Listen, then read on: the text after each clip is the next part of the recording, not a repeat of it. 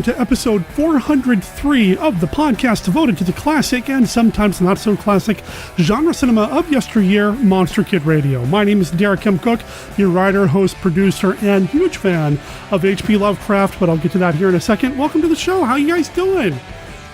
2019 treating you well? I hope so. I hope you've had a chance to watch a number of monster movies already, including this week's pick. We're going to be talking about The Dunwich Horror from 1970. It's an American international production, and it's...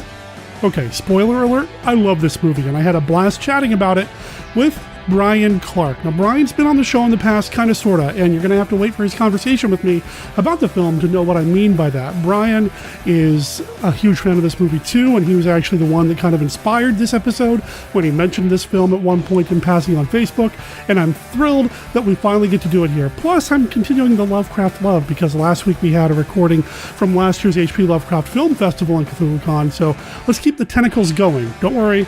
We're going to do something non-tentacle next week, I promise. You'll have to stay tuned for that. Also in this week, we have the return of the Weird Wednesday report from Jeff. He called in not just once, but twice over the past couple of weeks with his report from the screening, the Weird Wednesday screening at the Joy Cinema here in Tigard, Oregon. So we've got that coming up. Plus, Kenny and his famous Monsters of Filmland segment. You're going to hear that right before Bryan and I start talking about the Dunwich Horror. And then at the end of the show, we'll touch on a little bit of feedback. The song that you're hearing that we used to open the show is called A Positive Hologram. It is from the newest album from the band Robotron. They're a surf band based out of Bergen, Norway. You can find them at Robotron and then the number 1.bandcamp.com. Check out their album, Robotron in Part 3, The Final Battle, Robotron Vs Nortobor, the emotional robot. Go check it out and let them know that Monster Kid Radio sent you when you're done listening to this episode of the show. And don't worry, at the end of this episode, you're going to get to hear the song in its entirety. Big thanks to them for letting us play their music. And this is a fun episode. I had a blast editing it. I hope you have a blast listening to it. Why don't we go ahead and let you do that right after this.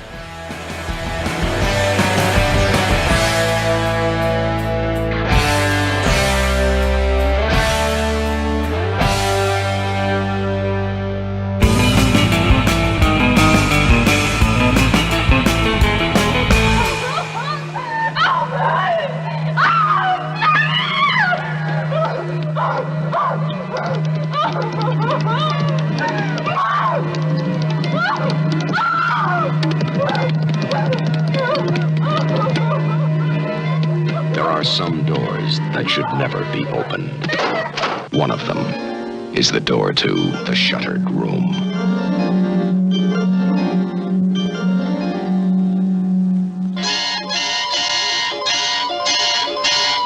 I wouldn't take her into that old house, mister.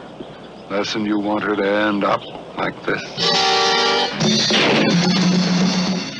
The terror begins on the road to the house with the shuttered room. There's no hope for Susanna if she spends even one night in that house. Why, detect a threat there somewhere? Did you feel it? Feel what? When you opened that door, it was like I was standing in front of a refrigerator. The terror is a touch, a sound, a sense of someone watching. That stains two people with the secret of what lies in the shuttered room and beyond. Please, let me go. I have to see my husband. Well, what's wrong with staying right here and passing the time of day with me?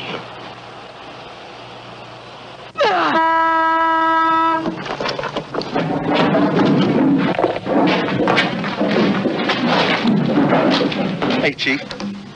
That sure is a lovely wife you got there. And, you know, I hear tell she's just as pretty all over. You wouldn't happen to know what your wife's doing right now, would you? Hey, maybe Ethan knows what this guy's wife's doing. Maybe this guy's wife knows what Ethan is doing. Because maybe they're doing the same thing together. Wait a minute. Let me help you.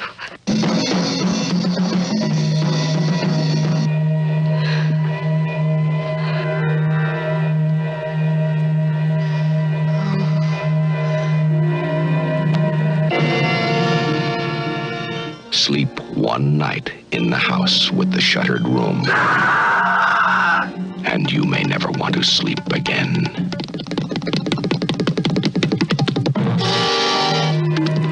Have you heard? Black Clock Audio Tales is a daily podcast that reads you a story, either a whole short story or a novel, a chapter or two at a time. Join us for our exploration of old ghost stories, supernatural fiction, horror tales, folk tales, fantasy, gothic horror, weird fiction, and cosmic horror.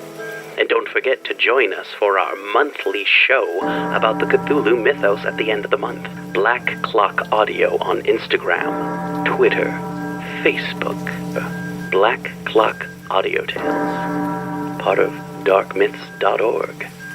Thank you.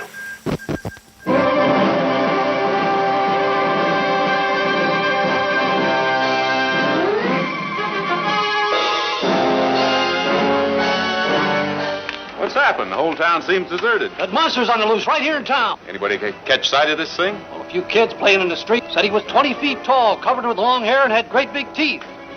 Behind these empty streets, these windows shut in fear, lies the strange story of a young girl who knows the secret of the teenage monster. Fascinated by an evil demon, unable to control her sinister desires, she leads the monster to his prey, sacrificing an entire town to his insatiable lust for human life.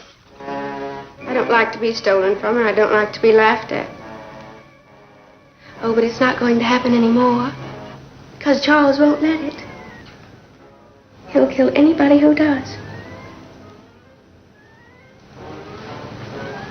Even you, I think. Oh. Joe Martindale came in this morning, lost 6 of his blooded steers last night, and a rider. The steers had their throats torn out, and the rider, Bill Begley, was beat to death. It's that thing again. I'll meet you back at the office. I'm going to have to go, Ruth. You stay in town. That thing's loose on the range again, not 15 miles from your mine. What was it? It was that thing. Hairy and horrible. Oh, it was awful. Yeah! I saw him, the monster. He ran away from this barn carrying the girl. A posse in panic, not knowing what they'll find. Man, beast, or demon from another world, as they pursue the loathsome killing thing they call the teenage monster.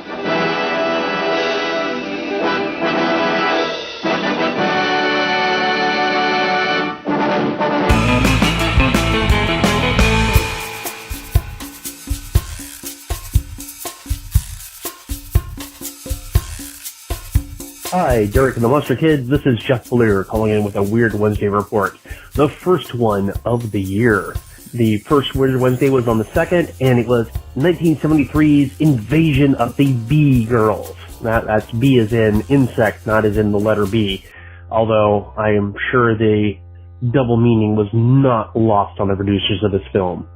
So, for those who don't know, men are mysteriously dying. They seem to have nothing in common except they live in the same town and they have all had sex. But their hearts are bursting. So this federal agent comes to investigate because at least one of them has worked for this company with government contracts. And what he discovers is that one of the scientists there has been messing around with genetics and basically has merged women of the town with queen bee material that drives them to go seek out and have sex, and this sex is, I don't know if it's so good or what, but basically kills the men that they're having sex with. When the movie started, I was thinking I hadn't seen this before, and it does have kind of a similar idea to The Wasp Woman, with women being transformed into stinging insect creature kind of thing. But by the end of the movie, I'm like, oh yeah, okay, I've seen this before. This is rated R for a very good reason. There aren't any really sex scenes per se, but boy is there a lot of nudity. So if that's not your thing, don't watch this one. Go watch The Wasp Woman. It's much more chaste. Anyway, it's a lot of fun. It's campy. It's a little disturbing that at one point the lead female that's helping our male hero is sexually assaulted, and like 2 days later is completely recovered from it and ready to have sex with our hero. Yeah, that's a little disturbing in the Me Too era.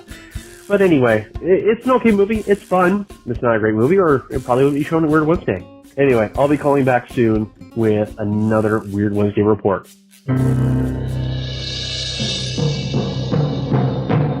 All small towns are alike.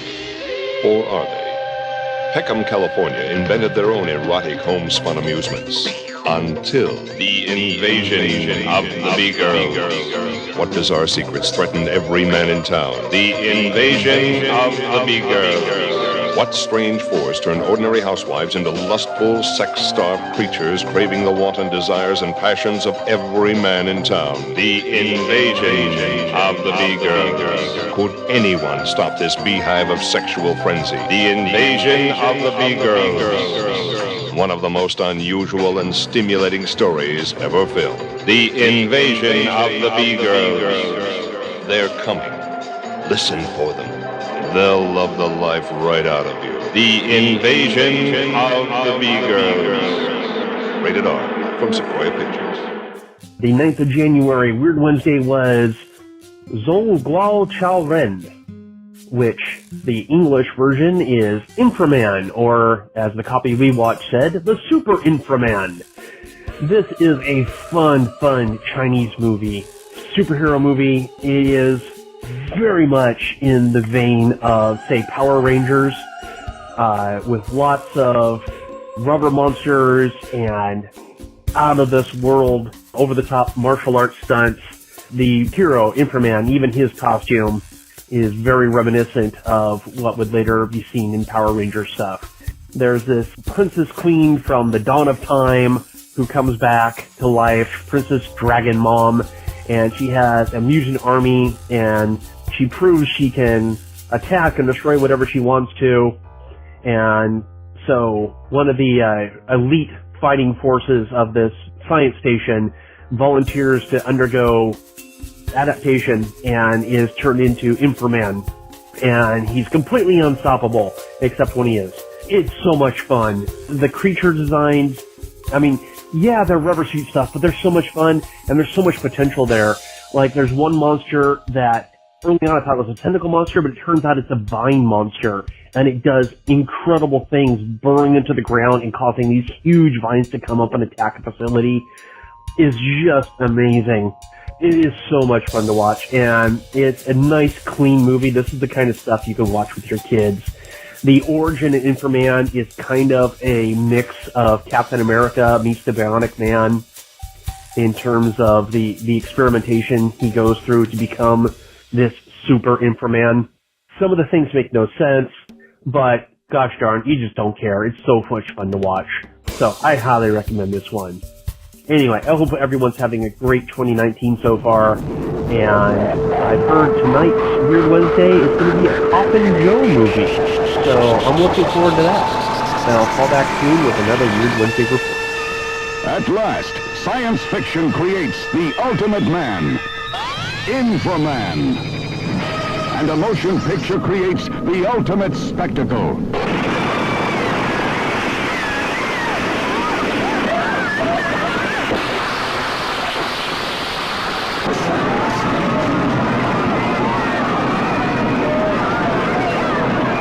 Adventure beyond your wildest imagination with the man beyond bionics. 6 million light years beyond believability. Is he man or machine? Electronic circuits integrated with living cells in the living body of a man. Powered by nuclear energy.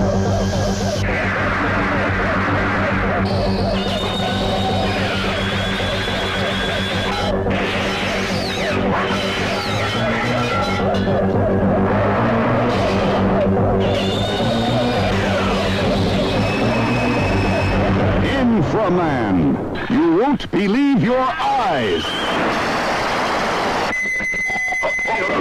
You won't believe your ears.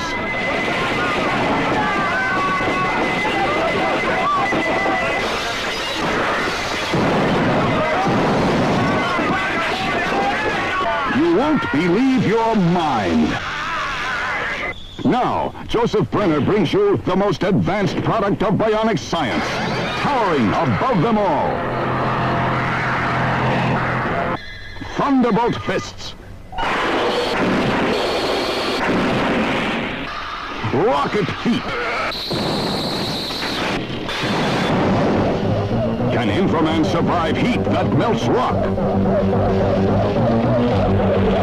Cold that freezes fire? Is Inframan a match for men of steel?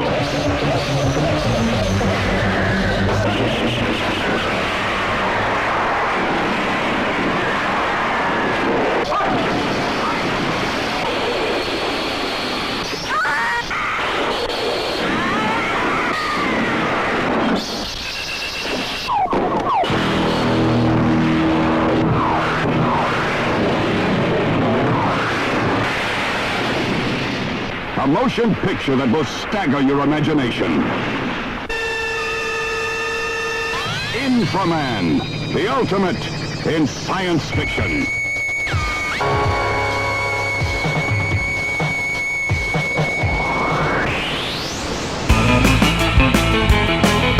Hello, Monster Kid Radio heads. This is Kenny with a look at famous monsters of filmland.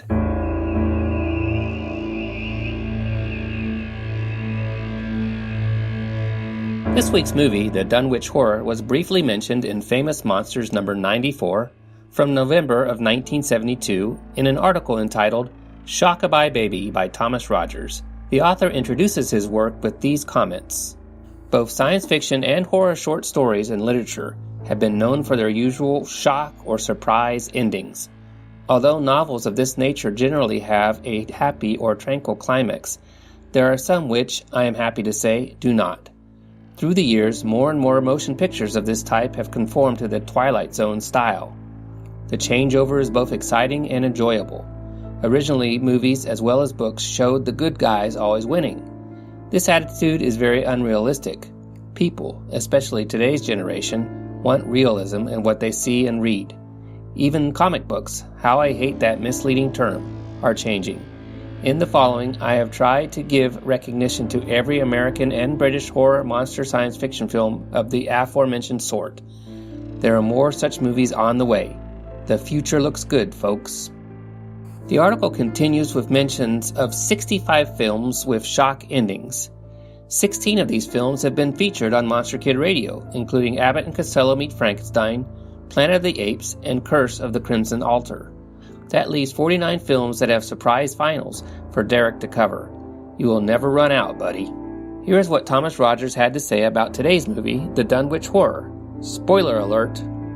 H.P. Lovecraft's voracious Dunwich Horror seemed indestructible. When its part-human brother was killed by the good warlock at the movie's conclusion, it shifted into its rightful demon dimension. The horror would not enter our dimension again unless someone reopened the dimensional gateway. The only trouble was, the heroine was pregnant. In her stomach was the embryo of another monstrosity. FN 94 was my first FM, and I fondly remember this article and made it a goal to see as many of the mentioned films as possible.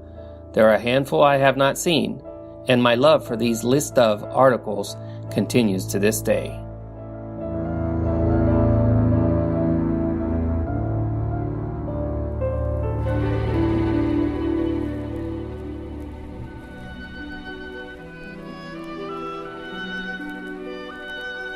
This is Count Vlad, but you may recognize me by my more familiar name, Count Dracula, and I'm here to offer you a friendly warning. Derek and his guests often get excited, and occasionally this results in revealing key plot points of the movies they're discussing. In your parlance, you might call these revelations spoilers. You know how the children of the night, monster kids, can get sometimes. So consider yourself warned, and don't come begging to me to kill them for their transgressions afterward. I have more pressing issues to take care of, like that pesky Van Helsing.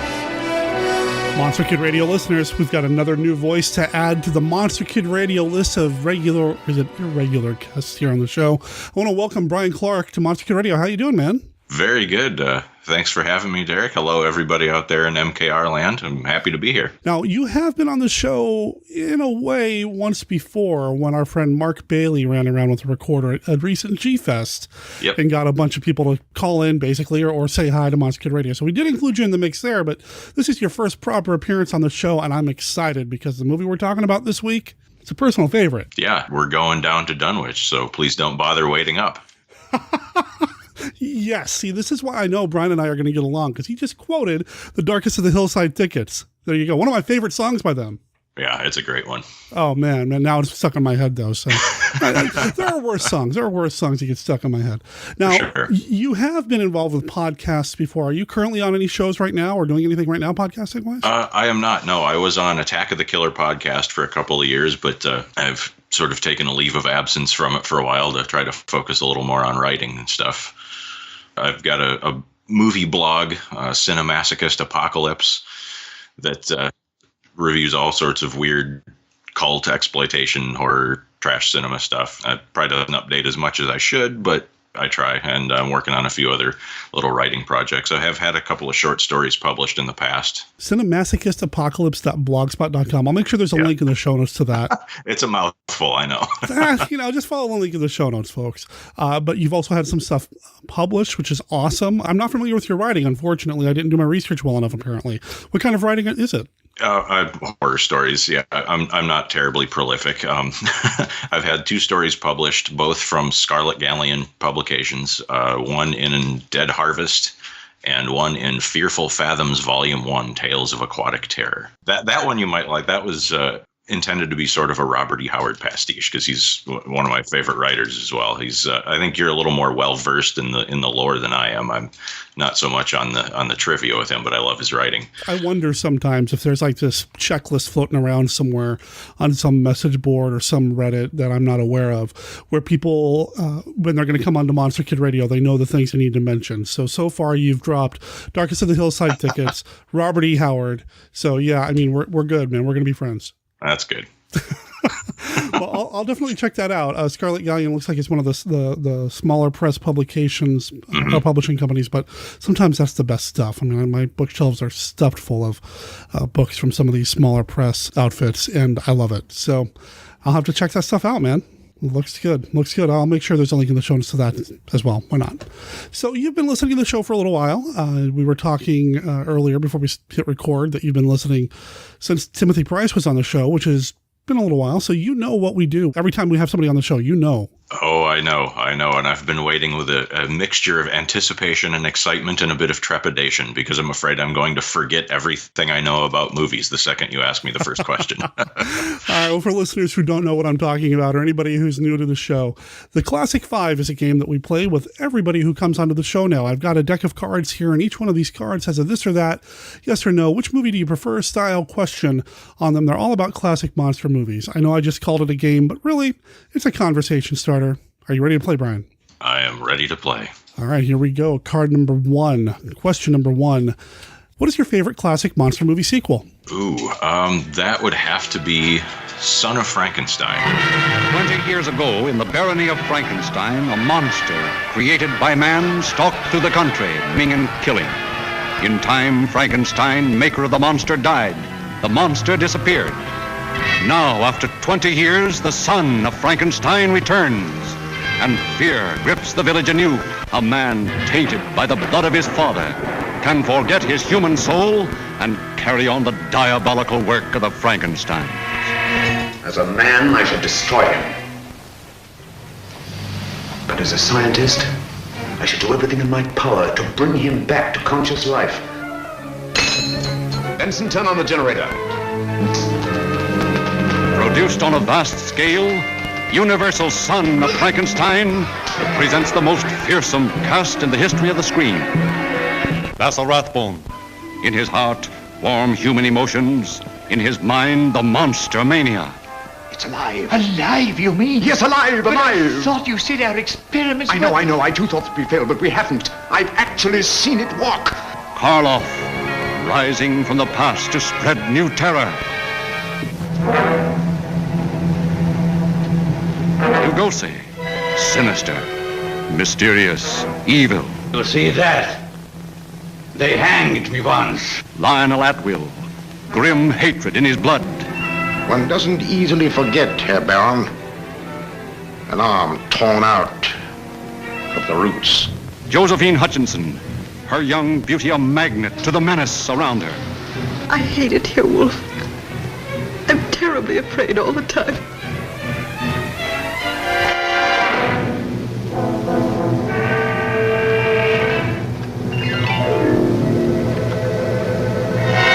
By heaven, I think you're a worse fiend than your father. Where is this monster? Where is he? I'll stay by your side until you confess. And if you don't, I'll feed you to the villagers.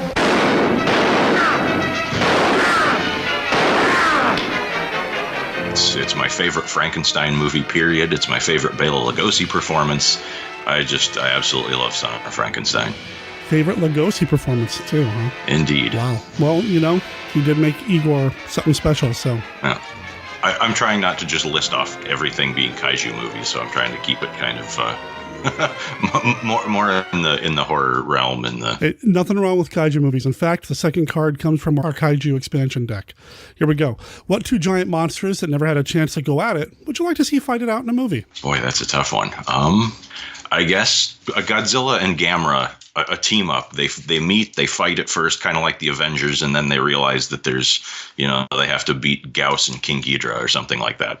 Gauss and King Ghidorah on the same side, huh? Yeah. They're both evil. They both fly. They both, yeah. That's kind of terrifying.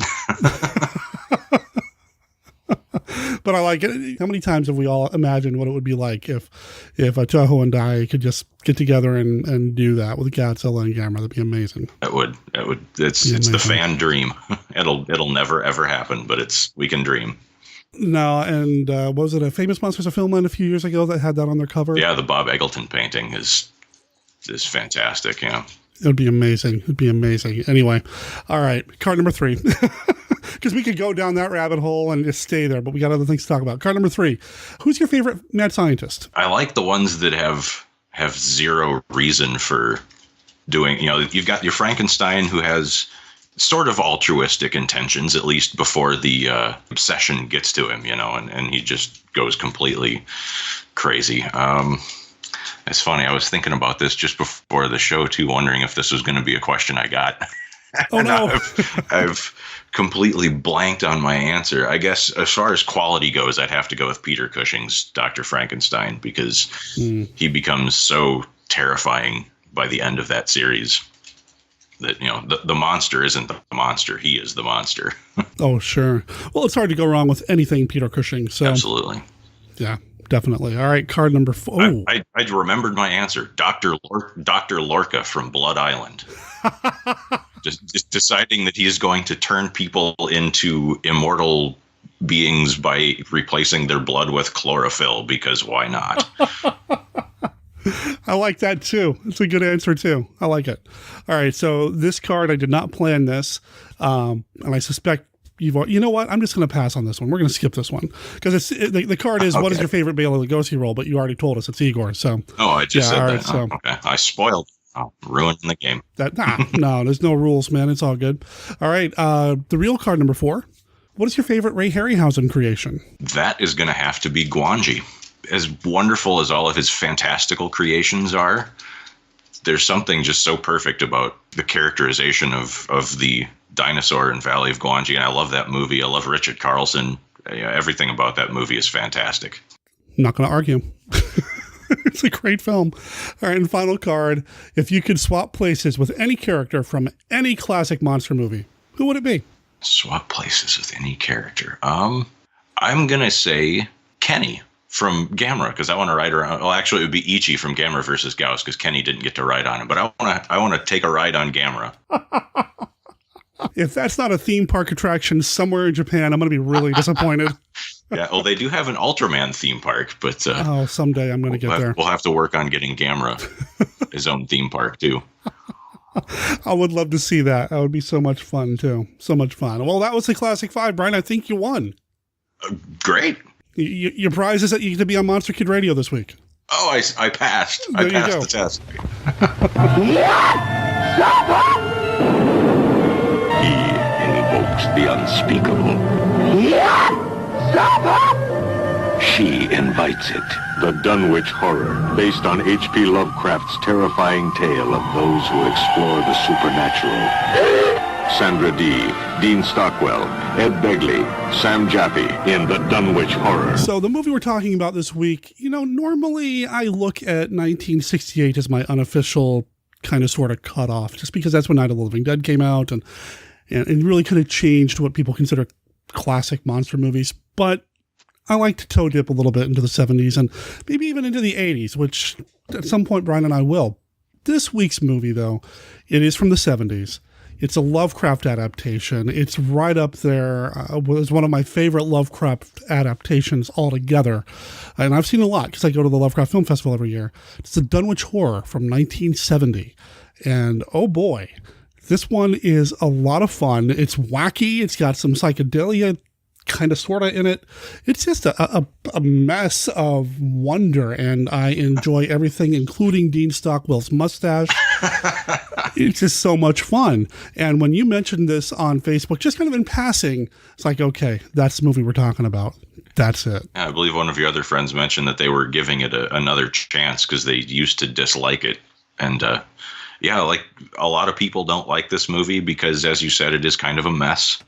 But I agree with you that it is a wonderful mess. I've always kind of had a soft spot for this one. This is, I believe, the third film in what I kind of call the Daniel Haller trilogy. He was involved in all three of the Roger Corman-ish Lovecraft adaptations. He was the production designer on The Haunted Palace. He directed Die Monster Die. And then this film he also directed. And I'm not sure what the connection is between him and Lovecraft. One of these days I'd like to find it out. He's still around. He's in his 90s. I'd love to do an interview with him maybe. Oh, that would be great. If he's available or up for that sort of thing. This is not the first film he did, obviously. He did Die Monster Die before this. But I really feel like he injected, well, again, this kind of cosmic mess into this thing, but he's in control of it the entire time. Yeah. And I dig it. Do you remember the first time you saw the film? Yeah, I do. Yeah. My friends and I, when we were in high school, we used to have these movie nights where our local video store would have you could rent 5 movies for $5. And so we'd go and just grab whatever we could off the horror shelves and then pick someone's house to go to and stay up all night eating junk food and drinking soda and watching monster movies. And this was one of, and typically the stuff ranged a little more into the, the 80s horror kind of thing. But this one got picked up. I think probably it was my idea because I was a fan of Lovecraft. And it worked for me then, and it still works for me now. We lovingly referred to it as the Dunderville horror because we recognize it's a little goofy, it's a little dopey, but it's a good movie and in a fun way. 5 movies for $5. Mm-hmm. All on VHS, of course. Back in the days. Yeah, the glory days of the video stores. Yeah, that I would lose so many weekends to that. I think every one of our ilk probably did that. On our age group, too. And then when you were old enough to have a job, you worked at the video store because that's what film geeks did. I absolutely did, yeah. Yeah, me too. Me too. Over the years, I think 3 or 4 different video stores. Anyway, you mentioned Lovecraft. Mm-hmm. I know I gush about Lovecraft here, and it's always fun to have other Lovecraft fans on the show. How long have you been a fan of Lovecraft? Probably, I think I discovered him maybe in junior high. I can't remember how I came across it. It might have been through picking up the Brian Lumley Titus Crow books that were reissued with the Bob Eggleton covers. Okay. And I think it might have been one of those, like I started picking those up and then realizing, oh, this is attached to a greater lore that goes back much farther and kind of dug into it from there. Yeah, I've been a fan for, since my formative years, I guess you could say. You remember what the first Lovecraft story was you read? I don't know. There were compilations of his short stories getting reissued right around the same time in that sort of trade paperback softcover format, and they weren't any particular theme. They were just, here's a bunch of Lovecraft stories, here's a bunch more, volume 2, kind of thing. So for me, I think it was The Rats in the Walls, and I believe I could even tell you where I was when I first read it. I mean, that's how much of an impact it had on me. But I knew who Lovecraft was long before that. My creative writing teacher in high school introduced me to Robert E. Howard, and from him, I kind of branched out and kind of knew who Lovecraft was, but didn't read any Lovecraft until much later. The Call of Cthulhu role-playing game was also something I had on my shelf for years before I actually even played it. Just kind of reading a little bit about the background and who the characters or the monsters in particular were, the elder gods and all that. I don't remember the first time I saw the Dunwich Horror. I wish I could. I'm pretty sure it's not the first Lovecraft adaptation I watched. I'm glad I have it now, and I have it on Blu-ray. It came out on Blu-ray, was it last year? Maybe the year before? And it looks great. And just the colors in it, the way the editing is put together. There's one particular sequence, a shot where Dean Stockwell is doing this ceremony over a grave, which is just so wonky and weird, but somehow works. And I just adore this movie. I've never understood the people that kind of actively avoid this film and kind of talk down about it, because I just find it so immersive and fun and weird, and that the guy from Quantum Leap was in a Lovecraft film. Right. And I think it's probably turns people off because people who are purists about a thing, and Lovecraft certainly has his purist fans, this is a very impure adaptation of Lovecraft. And so I have a feeling it's just, some of it probably comes from a bit of that snobbery of, oh, this is such a weird, diluted version of, and it is very weird and diluted, all the different aspects of how they tried to portray there being cult stuff. Like there's a bunch of that power crystal stuff from the 60s and 70s. It doesn't really, because Wilbur has that weird glass thing on his coffee table that moves, and it makes it seem like that's going to be important. Maybe he derives some power from it, uses it to project spells or something, and then you forget about it. Like Sandra Dee knocks it on the floor, and he's like, oh, that's fine. And then they just never talk about it again. Yeah. And, like you said, there's these purists out there, and there's no wrong way to enjoy something. And I totally understand the people who want to have pure Lovecraft. Some of the people that I've run into who don't like this movie because it's a lousy adaptation, they will praise something like Reanimator, which is also a fun film, but come on, it's a terrible adaptation. Would have made Lovecraft spin in his grave, all that gore and sex. He would have been mortified. I mean, you have women speaking more than 3 or 4 lines in that film, which is something you don't get in Lovecraft. So yeah, that being said, that is one of my favorite movies of all time. But Reanimator, From Beyond, I love Dagon. Oh, but yes. Again, they're not the best adaptations of Lovecraft. Can I tell you something that you were talking about being glad to have another Lovecraft fan on? My daughter's middle name is Dagon. Seriously? That's amazing. How old is your daughter, if you don't mind? She's 12. And does she know where it comes from? Yes, she does. We've watched the movie together, the Reanimator, and they've seen it all. Yeah, my kids and I, we watch all kinds of movies together. And going back to Howard, we just went up to Minneapolis a couple of weeks ago to see Conan the Barbarian on the big screen. So it's actually playing here, I think, next month at a local theater down the way. The Clinton Street Theater is showing the original Conan the Barbarian from '82. Yeah, the good one. Honestly, I've not seen the one with Jason Momoa. I just didn't have any interest. So maybe I'm missing out. So I can't judge, to be fair. You're not missing anything. He's a good Conan, but everything around him in that movie is crud. But that's for another time. And that's kind of the opposite of the Schwarzenegger Conan, which, I mean, he's great and all, but he's not really the Conan that Howard wrote. But the rest of the world feels very Hyborian. So, So again, welcome to the Barbarian Kid podcast. And I did it with Karen Joan Kahodik, and now I'm doing it here. I need to focus. Let the Chromecast guys do the Howard stuff. They do it so much better than I ever could. I'm terrible about staying on topic. I apologize. I get distracted easily. I did it too, man. I did it too. So the Dunwich Horror. Yes. This is one of my favorite stories of Lovecraft. I mean, it's not my absolute favorite, but I really do enjoy it. Where does it rank of Lovecraft's short stories for you? It's right up there. Probably top 10.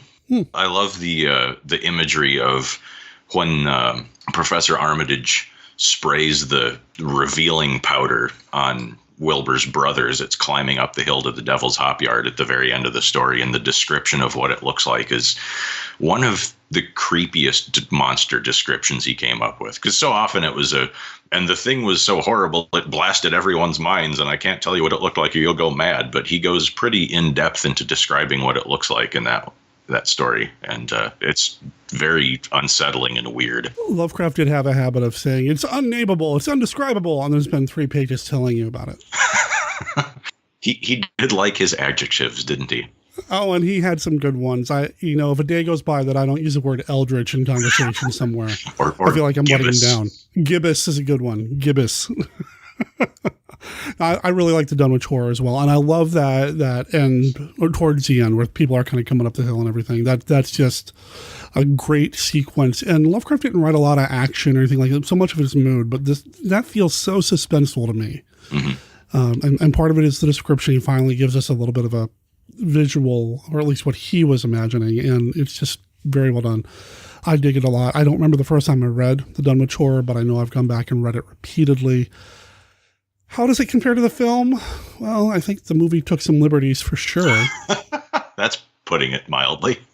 But then show me a Lovecraft adaptation that came from a studio, a big studio like that, or even a medium-sized studio that didn't take some liberties. Well, you have to, because you can't turn a 10-page story into a 90-minute movie without adding some stuff. Or changing a few. I mean, Die Monster Die is an adaptation of The Color Out of Space. Mm-hmm. How does somebody do that? Color Out of Space is also one of my favorite stories. How do you do that?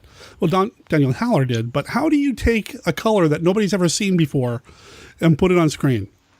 Yeah, if anyone could figure out how to do it, they would have figured it out in the 60s, though. Good point. There is a German short film, I think it's a short film, an independent production called Die Farbe, that is a great adaptation of The Color Out of Space. And the way they do it is, the movie's in black and white. When The Color Out of Space turns up, it's in color. And I thought that was kind of a neat way to communicate that idea. But it's not something you'd see come out of Hollywood, I don't think. Sure. I've heard of that movie before. It's on the list to track down. It does sound good. I also really like, as far as film adaptations that are a little more faithful, The Whisper in Darkness from the Lovecraft Historical Society. Yeah, the H.P. Lovecraft Historical Society do amazing work. Do you listen to their Dark Adventure Radio Theater? I've got the At the Mountains of Madness 2 CD set, but that's the only one. There's a little shop up in Minneapolis called Dreamhaven that carries a lot of their stuff, but I don't get up there that often, but I usually try to pick up something of there. They've got like a little section all their own.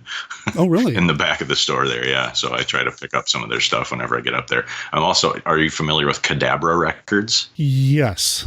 They do some really amazing work with primarily Lovecraft, but they do Clark Ashton Smith, and they've done some Edgar Allan Poe, and Andrew Lehman from the Historical Society does a lot of their readings of the Lovecraft ones, and those are fantastic. If there was ever a man who was born to read Lovecraft professionally, it's Andrew Lehman. The man's amazing. He is really, really good, yeah. The Dark Adventure Radio stuff, I highly recommend. I've put it on the holiday gift guide over the years here, and it's hard to find something that I dislike out of that batch. I mean, there are some that I like better than others, but they're all so good. And I'm pretty sure they've done the Dunwich Horror. And it's just solid stuff, man. So good. Yeah, I love radio plays, and that's like one of the best ways to adapt Lovecraft, I think, is to take it to that style from the 30s and 40s. There's something about that era that, I mean, obviously he was still writing in the 30s. He died in 37, right? I believe so. There's just something about that style of media that really works with his writing, I guess.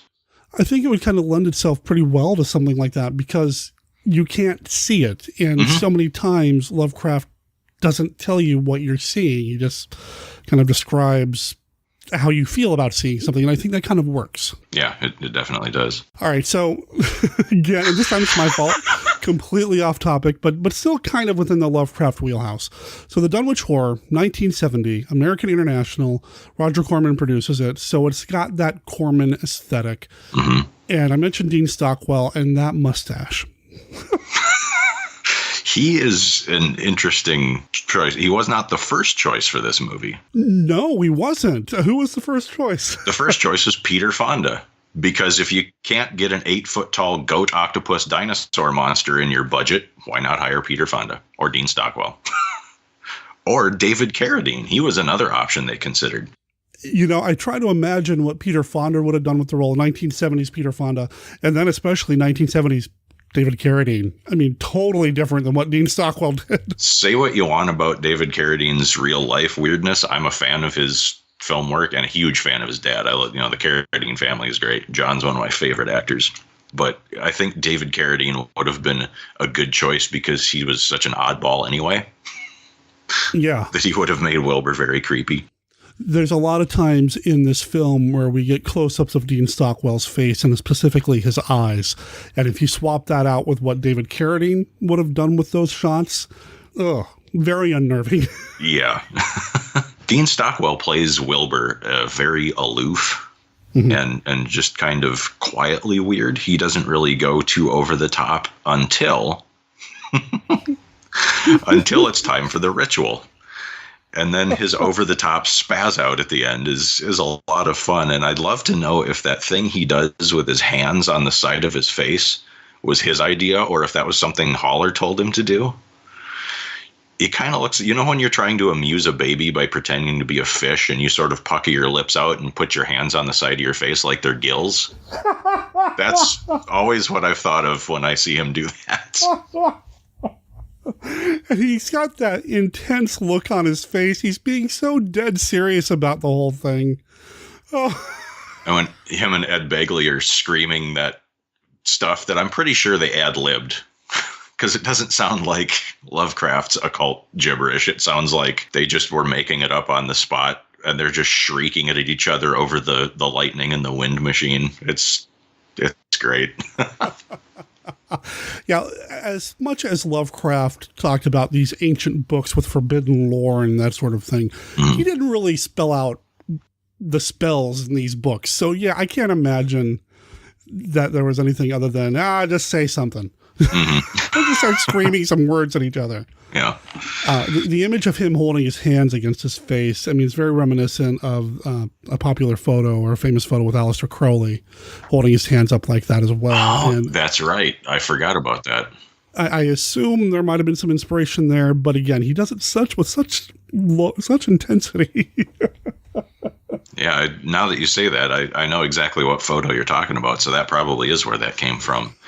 But it still looks so kind of goofy in this. And then there you've got more of the occult mishmash, because we talked about the power crystal stuff a little bit. And then you've got the Aleister Crowley Satanism. And then you've got the symbol on Wilbur's ring and on his grandpa's staff, which is the Thunderbird of Native American lore. Completely Misplaced, not necessarily something Lovecraft would have ever dreamed to include. Yeah, you'd think it wouldn't have been that hard to just knock up a quick sigil that looked like an octopus or something, put some tentacles in there. Right, especially since it's directed by a guy who did production design on their first Lovecraft adaptation on The Haunted Palace. Right. Just come up with, but maybe there's something to be said by giving it some verisimilitude by using a real world symbol. I don't know. I do think some of the production design and the way the house looks is very almost Bernard Robinson-like, kind of hammerish in spots, which is kind of nice. But then again, you've got this Native American symbol thrown in there that once you know it's a Native American symbol, kind of takes you out of it a little bit. At least it did for me for a long time. I got over it, but it also was perhaps just to avoid slapping pentagrams on everything and just making it look like every other Satan movie that was coming out at the time. At least it's a little bit of a different flavor, even if it isn't maybe quite the right flavor. This era is ripe with occult type stories and storylines and movies with witch in the title, and just a lot of that kind of pseudo supernatural or pseudo occult witchcraft stuff going on. So to throw some of the stuff in there, yeah, you're right. Just putting in a bunch of pentagrams, or I guess back then tentacles weren't really the thing yet, but sure. Still talking about witchcraft and stuff. You've got those two old ladies who are there when Lavinia's giving birth, and then you just never see them again. So there's some sort of implication that there was, at least at the time of Wilbur's birth, there was a greater cult up in the mountains, and now they're the only ones left. But where did those witches go? And then there's the people in the flashbacks. Right. When she the only thing I can figure about the people in the flashbacks that Sandra Dee starts having after Wilbur drugs her with the roofies of cosmic horror was that was that they're supposed to sort of imply that the cult of the old ones goes back to the beginning of humanity, because they don't look Native American. They're obviously white people with like gunk of some sort all over, not like makeup, but they're covered in like dried mud and face paint and all this weird stuff. And they almost look Pictish, or at least what people talk about, with the woad on their faces and stuff, like how Picts are generally depicted. So maybe Bran Mac Morn fought a Shoggoth at some point. Who knows? There you go. I believe that. I want that to happen. In my head, it already did. There we go. Right. There is this implication that there's more people involved. And if you watch the movie at the very beginning, the prelude to the opening credits, there are other women around while the pregnancy is happening and the person's giving birth. And then you cut to this animated credit sequence, which is great. Yes, I love those. I love the AIP animated credits. And the ones in this movie, this is one of my favorite credit sequences they did of those animations. It's really good, and it kind of tells us a little bit more story, too. It's not just there to look pretty. I mean, it actually communicates a little bit of the story as well, that they couldn't go in and shoot for whatever reason, budget reasons, or maybe they shot something, they cut it for the titles, don't know, but the credit sequence is great. The first time I saw this film, though, so you've got a woman and a man who's got a shepherd's hook walking around kind of sort of looking for somewhere to stay. Did you get any nativity vibes off of that? I didn't until you said that just now, but it makes sense because, they're looking for somewhere for their sort of deity child to be born. Their supernatural birth. Just like Wilbur, yeah. Yeah, so that was a vibe I got. I don't know if that was intentional or I'm just bringing something to the table, but... No, now that you say that, it fits so well. I bet it was. I bet they totally meant to do that.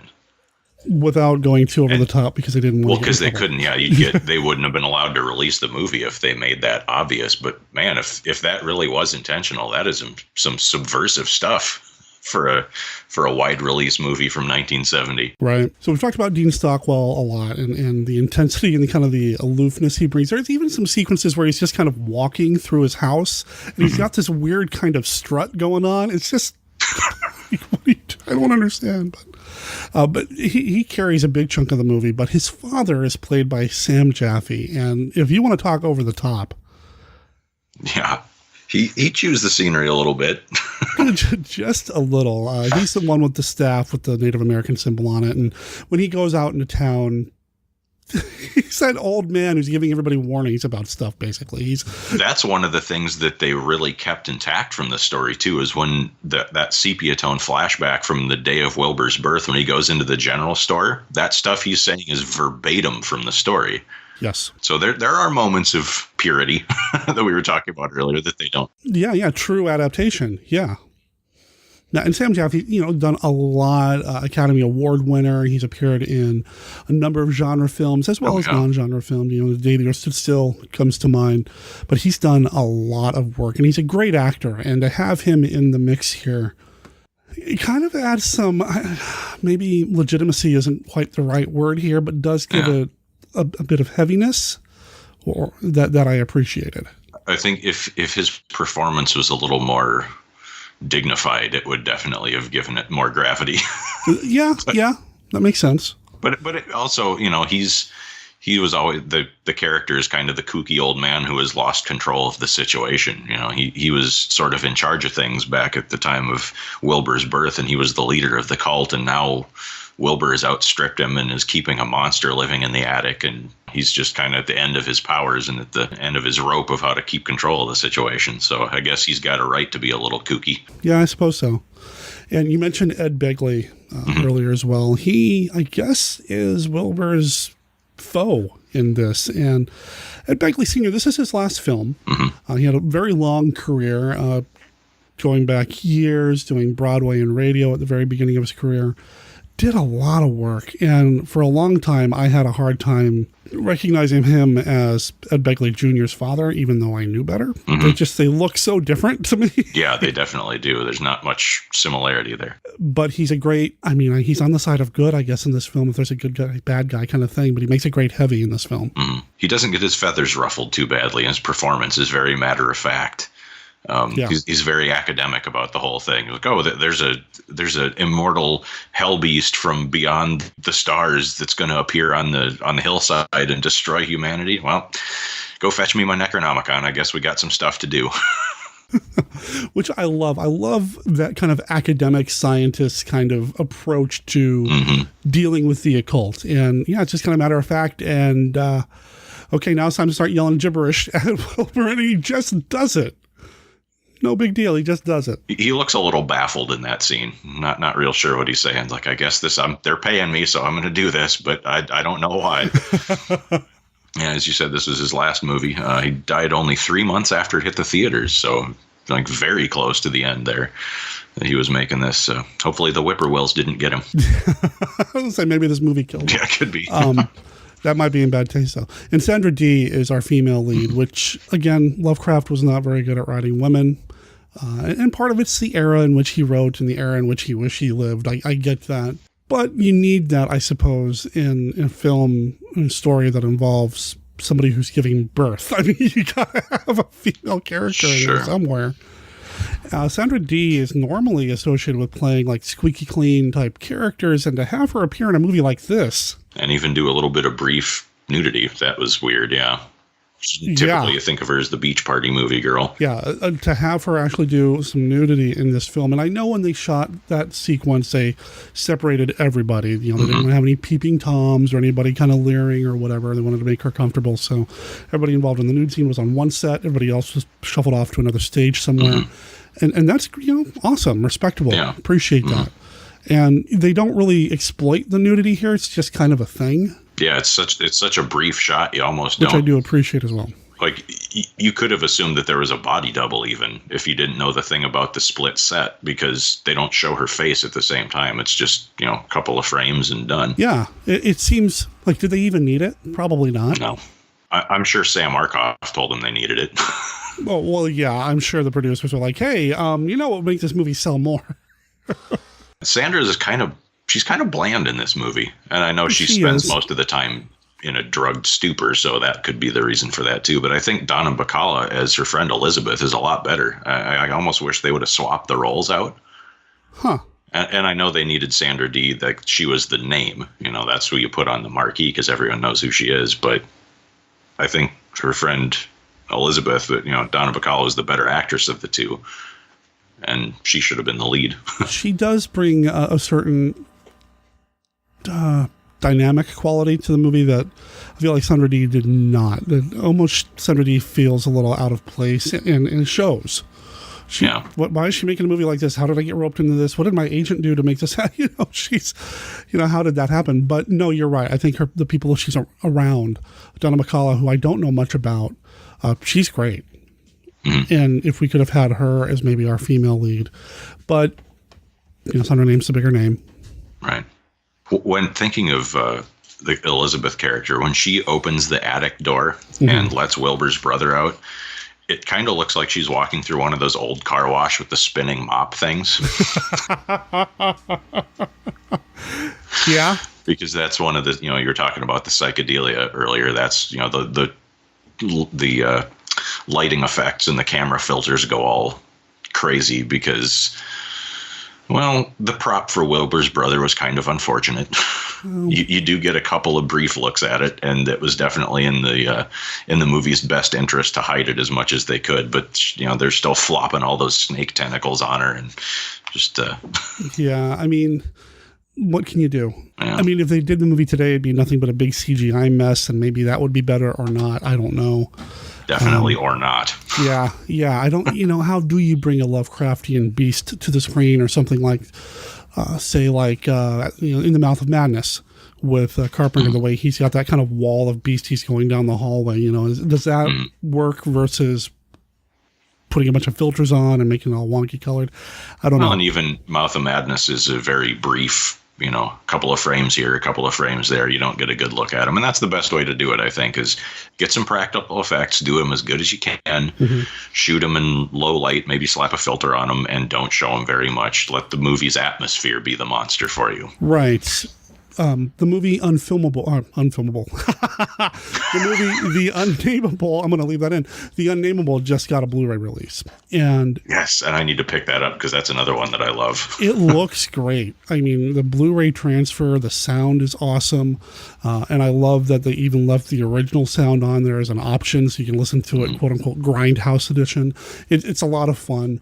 And one of the things that I like about that movie, despite the fact that really it's kind of a slasher film in some spots, which is not Lovecraftian at all, the monster in that moves around so fast that unless you're really paying attention, you aren't going to get a full look at it. I mean, there's a lot of movement happening, and maybe that's part of the key as well. Maybe, I don't know. But the Blu-ray that Blu-ray's a good buy. If you're a Lovecraft fan, I recommend it. I have not upgraded since the VHS, so it's about time to get a new one of those. I'm really hoping that Unnameable 2 gets a Blu-ray release as well, because I want John Rhys Davies fighting Lovecraft monsters in high definition. Yes. So you listening out there, powers that be, put that, whoever's got the rights to it, put it out. I am glad that I watched this on Blu-ray, though. It does make the colors pop even more than the first time I saw this on VHS. It comes as part of a double feature with Murder in the Rue Morgue, the 1970s film. And there is a commentary track on the Dunwich Horror release, which really is an overview of just Lovecraftian cinema altogether. It's not very specific to the film, but it's a good, interesting commentary. I didn't really pick up a lot about the movie watching it or listening to it, but I would recommend adding this to your collection as well if you're a Lovecraft fan. Yeah, it would definitely, the high def would, as you're talking about the production design inside the house, is, the colors are so rich and saturated and beautiful, and it's packed with so much visually interesting furniture and light fixtures and little odds and ends that, the design inside that house, it almost looks like a Victorian mansion or some kind of museum, like so much stuff packed in there. And which is weird because the outside of the place looks like an old woodshed. Yeah, no, you're absolutely right. Museum quality is what it looked. Excellent way to put it. Something I didn't think of, but no, it feels very museum-like. And when Wilbur is pulling down the cosmic roofies, it's like he's pulling them out of a special display on a special shelf somewhere. It looks really good. And it feels rich, and it feels almost decadent in spots. And again, it feels very Bernard Robinson to me, the way Hammer did his stuff. Really enjoyed that. And I also, again, go back to Die Monster Die, where the colors look really good. And just the way it feels inside. Outside, the house doesn't look nearly as impressive. Like you said, it looks like a woodshed. But once you get inside, it looks great. When they're out having their little picnic and Wilbur's asking Sandra Dee, what do you think about sex? Yeah, I think it's great. What are you getting at there, Dean Stockwell? Come on. He wants to have another Yog-Sothoth baby. Thinking of their picnic, I'm a sucker for a matte painting, even a really obvious one. When he takes her up to the Devil's Hop Yard, that place looks like I'd go camping there. It just looks really cool. Take some good Instagram photos, that sort of thing. Yeah.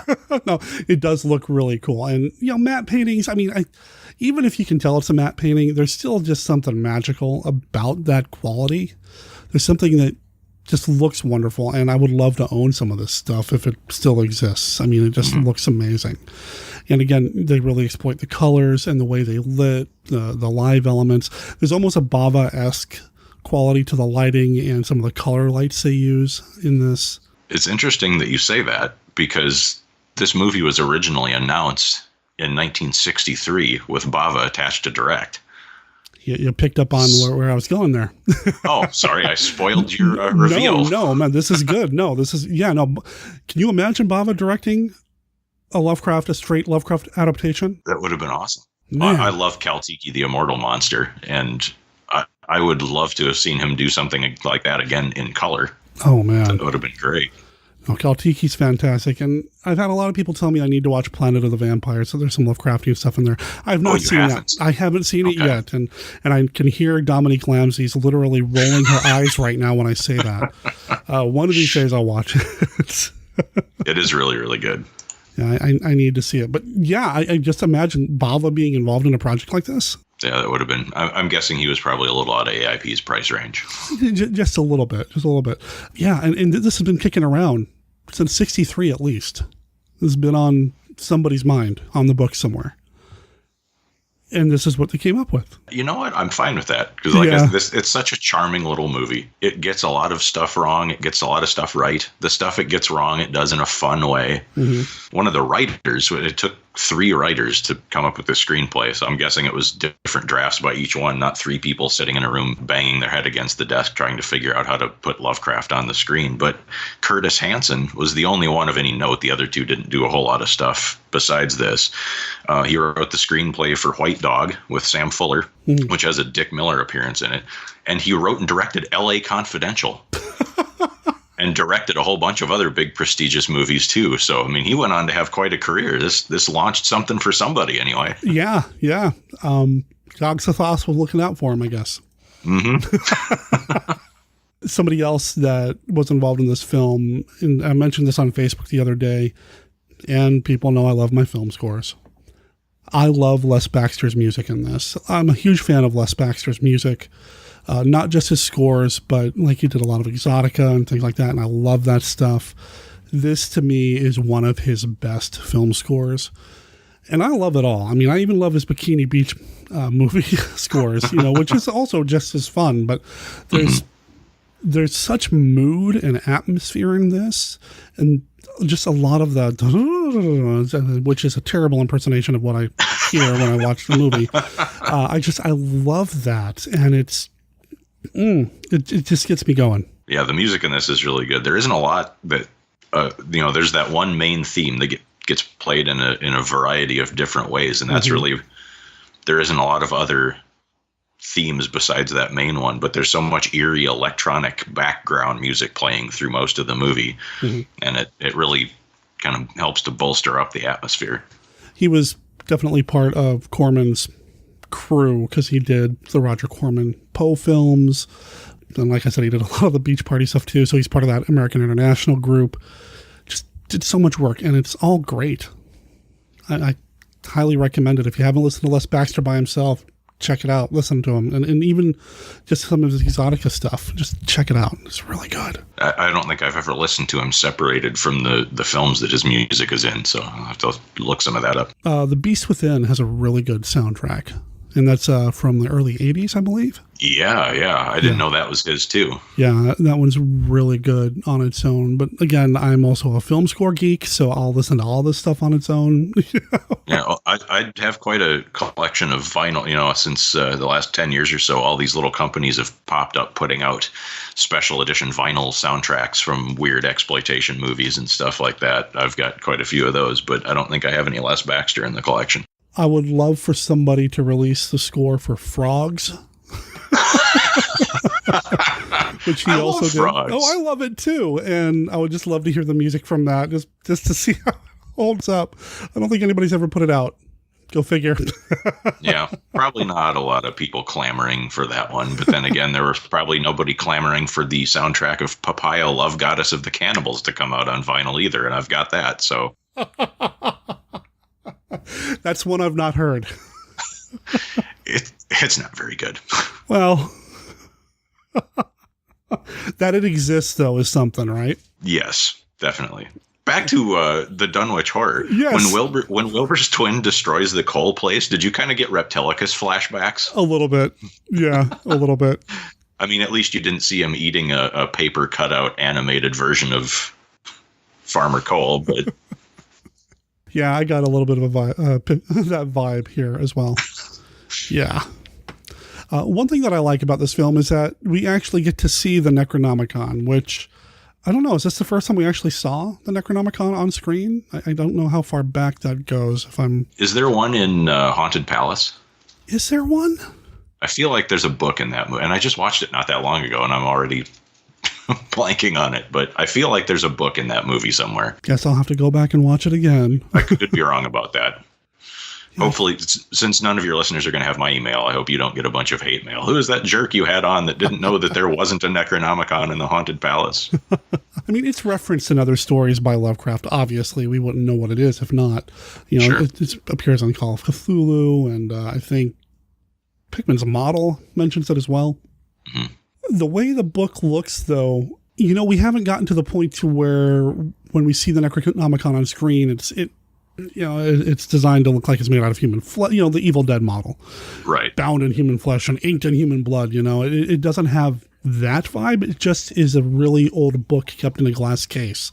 Mm-hmm. And I kind of appreciated that it's a book, it's not this artifact. It's a book, and I liked that. For me, like one of those giant encyclopedias that every library has just sitting out on a podium. Right. Except this is the only one of its kind, and Wilbur has to steal it, I guess. Which they keep in a glass case in the middle of the library where any old schmuck can just walk in and... Right. It seems like something they should have had some more security measures keeping it safe, I feel like. Yeah. Overall, I'm a big fan of the film. Now, before we started recording, you said you had some other notes. What else would you like to talk about with this movie? The scene of Wilbur's brothers' rampage, as simple as they are, I think they're really effective. I'm from the Midwest. I'm from Iowa. And I've always found wind patterns rippling through grass and over water to be kind of mesmerizing and more than a little ominous because it's tornado country out here, too. Oh, sure. And cutting all the wind sounds out and just hearing the monster breathe, but seeing how violent its passing is with the gusts of wind blowing everything around, seeing that silent just makes it creepier. I think that is one of the most effective parts of the movie and probably the easiest, most simple thing that they probably shot in the whole film, because just turn a fan on and there you go. Being a podcaster, being somebody who works with sound and being somebody who's working on sound effects for the upcoming House of the Gorgon film for Josh Kennedy, I'm very aware, I'm becoming even more and more aware of how sound impacts a movie. It's half of the experience, but you can do so much with it or with the lack of it. And when you've got an image that in your mind is supposed to have sound, but there's an incongruous sound effect happening or no sound at all, it definitely puts you in some ways on edge. There's this cognitive dissonance that's not exactly what I should be hearing. So it does kind of work on a level that's not so obvious. I grew up in Wyoming, Cheyenne, Wyoming, very windy. So I'm used to, when I see something moving like that, there's supposed to be wind. You were talking about the wind patterns on like grass or on water. I'm thinking about like maybe seeing it in leaves, when leaves kind of get whipped around a little bit. There's just something kind of very cool about that. And there is an element of doom coming when you don't hear the sound that's normally associated with that. And I did like that a lot. I'm glad you brought it up. Being from Wyoming, you've got more experience with that than I do, I'm sure. Then, and the leaves moving too. It's very hypnotic. Mm-hmm. The idea that something you can't see is having such an effect on physical things around you, and the idea that it could be a giant monster. It makes it even better, right? It's kind of unsettling. Yeah, the whippoorwills as the psychopomps is interesting. Lots of different mythologies have psychopomps in their lore. And they're usually just guides to help souls find their way to the afterlife. Right. But in this movie, the Whateleys seem very concerned about the psychopomps capturing them. The only reason I could think of for them being afraid of that is maybe they don't want to be led to any earthly afterlife. Maybe the psychopomps will guide them away from the old ones. Huh. But because I couldn't find anything, trying to do a little bit of research about psychopomps being evil. I mean, they represent death and change, so obviously they're a little unsettling, but there's never anything I could find about them being dangerous, something to be feared. They're just guides. I do like that idea, though. Maybe I think too much about these things. No, not at all. I'm quietly typing away on my keyboard trying to find anything online about this as well, but, I do like that idea that perhaps the reason they're trying to avoid them is because it does kind of take them to that earthly afterlife versus going through the gate, and going down that route. Psychopomps, I mean, even most recently, they come up in the Sabrina Netflix show. So, I mean, they are a thing, and they're in a lot of different mythologies. And in the Sabrina show, they have a reason to want to avoid them because they're not actually dead yet. They're just astral projecting. Right. So if they get caught by the psychopomps, then they've got a problem. But right. Like I said, I sometimes just do too much work for the movies that I'm watching. No, and I think that's something about us monster kids, though, and especially us creatives, is we start bringing our own things to the table and start spinning it out. And I'm going to be honest with you. You gave me an idea for a story just now when you were talking about the psychopaths. Oh, that's awesome. So, I'm all for it, man. Let's overanalyze these movies, but in a good way. Yeah. In a good way. Yeah, well, like you said, that's how a lot of people get ideas for stories. I've certainly got ideas for stories that way, watching something and going, I wish they would have taken the story here. I wish they would have incorporated more of this element. Mm-hmm. Well, I guess I'll just go do that when I'm done watching the movie. And in true Lovecraftian fashion, he would have been down with it. I mean, he was he was the first Creative Commons, wasn't he? I mean, he was pretty much go do whatever you want with my stuff. Yeah. The Lovecraft shared literary universe. Basically. And take that, Marvel. Now, Marvel seems to get it right. Take that, Universal. How about that?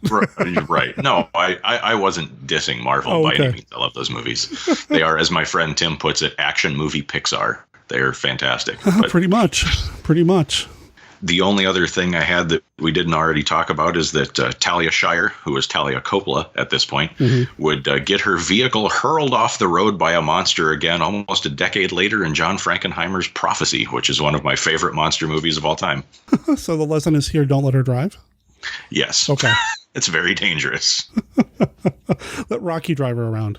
There you go. Yeah.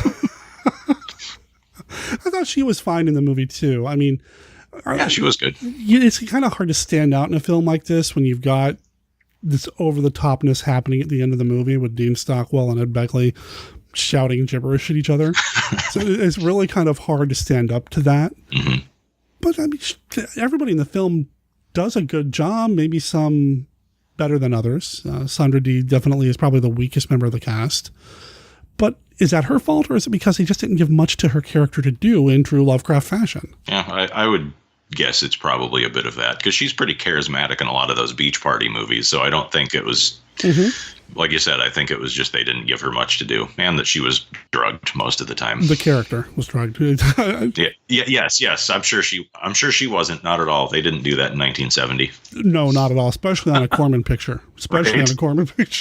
From what I understand, she had a pretty good sense of humor about things too, so she probably had fun doing it.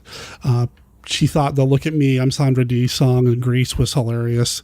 She just, she had a pretty good sense of who she was and that sort of thing. And so I'm sure she had fun doing it. I'm sure they all had fun doing it. How could you not? Yeah. I mean, that's the dream. Wouldn't you love to make monster movies for a living? I certainly would. Yeah. Sign me up.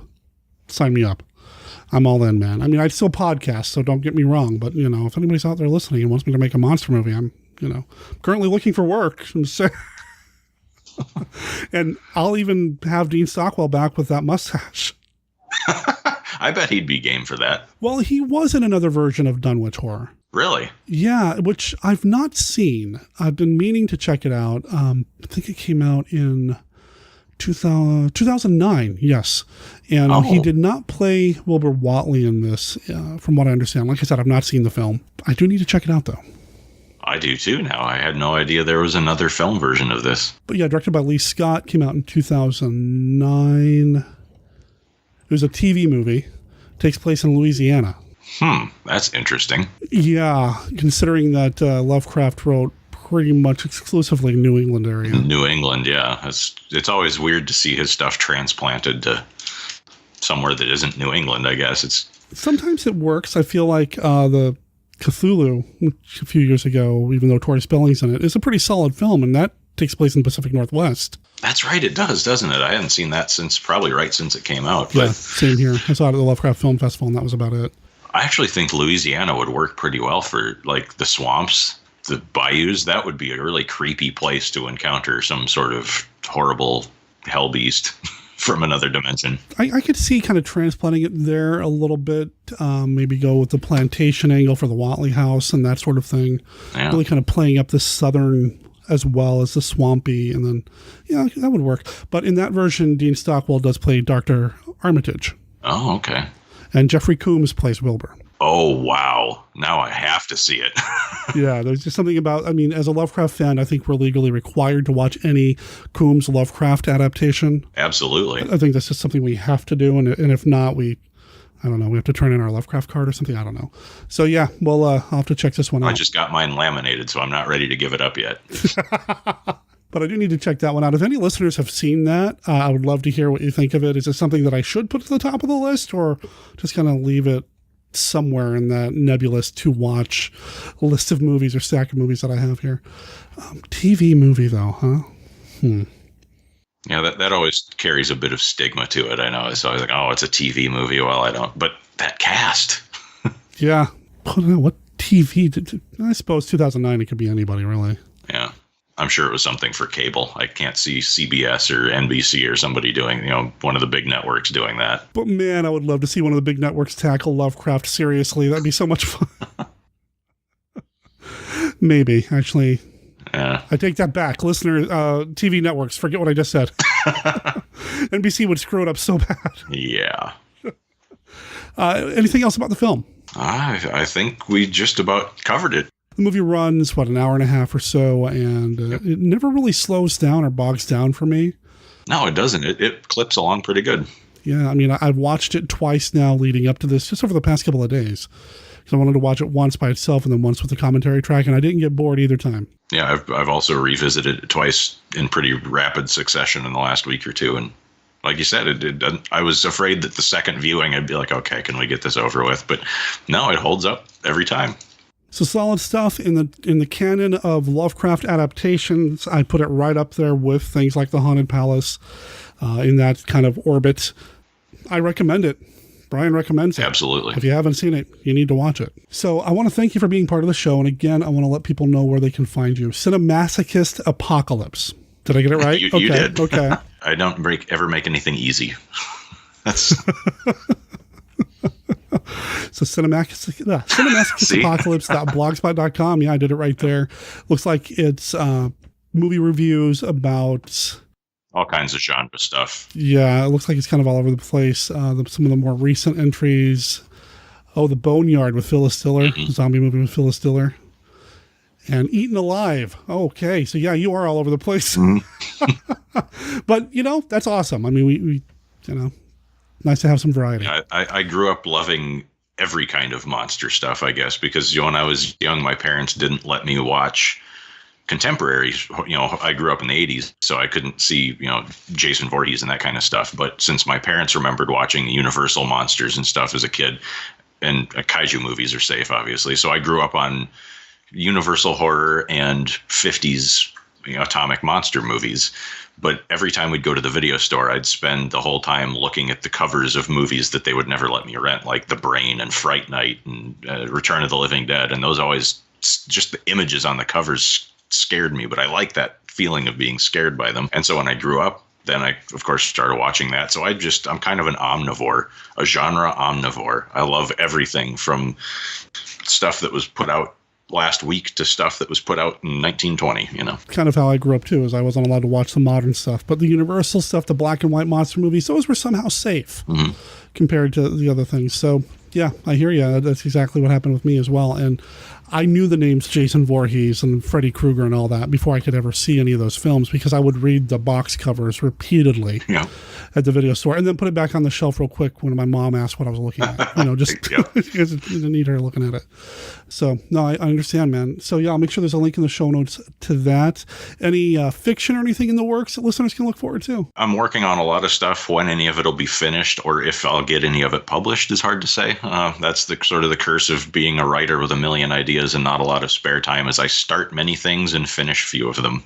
But I'll be certainly update you if I do have anything else that gets picked up. Yeah, please do.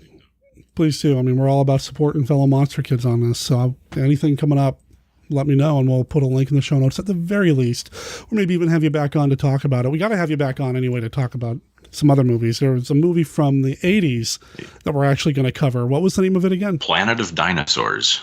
Yeah. Sweet. I'm looking forward to it. Thank you for having me on. This has been a lot of fun. Cinemasochist.blogspot.com, or follow the link in the show notes if you want to keep up with Bryan and know what he's up to and what he thinks about, well, a whole variety of different types of horror movies. There are so many on this list here. He's just all over the place. I don't know how he does it. I couldn't keep it straight. I love my classic monster movies, and I do watch other things, but to kind of keep it, man, I don't know, Bryan's the man. So I'll make sure there's a link to that, as well as a couple of the books that he's appeared in, the anthologies that he mentioned at the beginning of the conversation. There will be links in the show notes to that as well. And as always, if you buy those books through the link on the website, I get a little bit of kickback because I'm an Amazon affiliate. So help support the show that way while buying some fiction from Bryan Clark. Bryan will be on the show again in the future. We already talked a little bit about that. And I'm looking forward to it. It was a lot of fun. Bryan, thank you so much, man. And he will shock you out of your sanity too when the transfusion of terror is performed by the mad doctor of Blood Island. All of those lives that you think have been wasted in the cause of this experiment actually have brought us closer to that lifelong dream of longevity, eternal youth. I will not give up the work of a lifetime simply because you think I'm mad.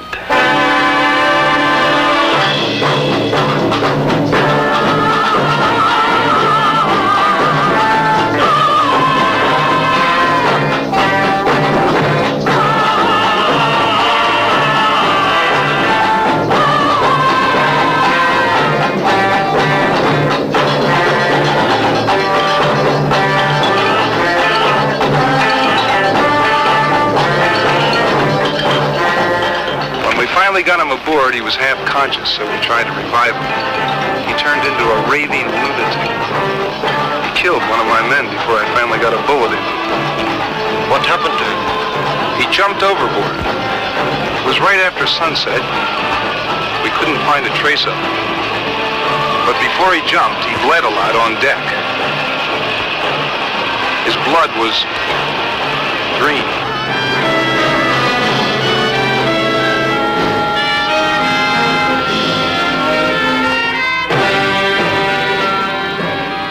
This is a barbaric experience in the most grotesque sense.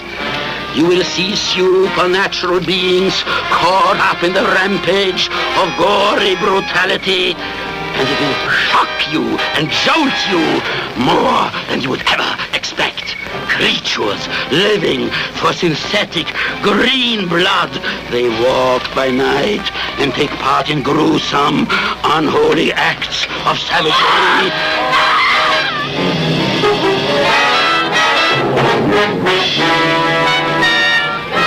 It's incredible. It's unbelievable. But you will witness scenes so frightening that your mind will not be able to accept what you see. But don't say we didn't warn you. The mad doctor of Blood Island is coming your way soon. And he's waiting for you. Why don't you pay him a visit? No appointments are necessary. But bring along your courage. You will need it. Yes, indeed.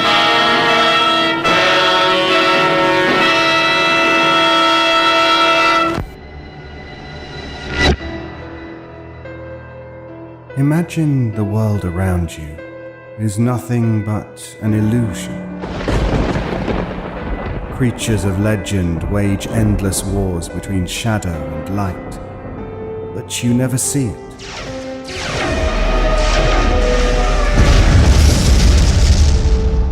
Even now, dark forces threaten reality as we know it, but most people never know they exist.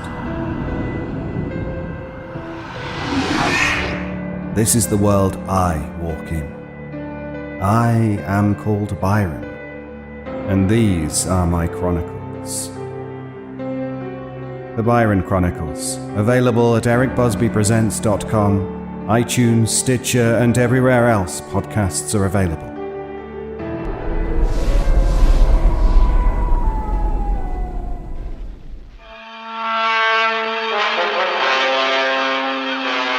And much of madness, and more of sin, and horror, the soul of the plot.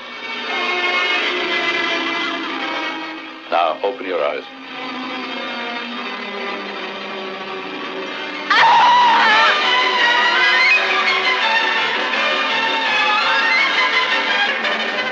Three murders in the Rue Morgue, Mr. Charon. All three victims mutilated with vitro. I would say the pattern is established.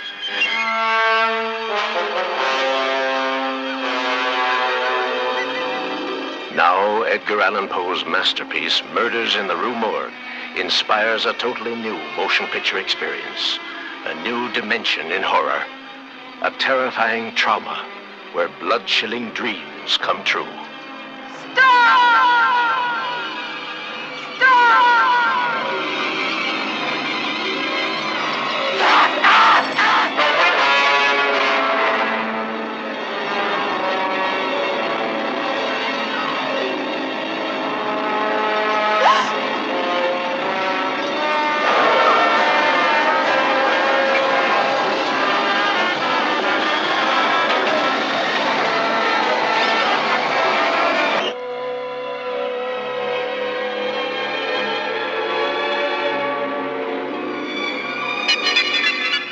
Is dead.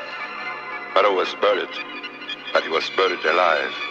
Oh, that's impossible. He committed suicide. We all saw him. Yes, but the dead can walk. Marrow was completely insane.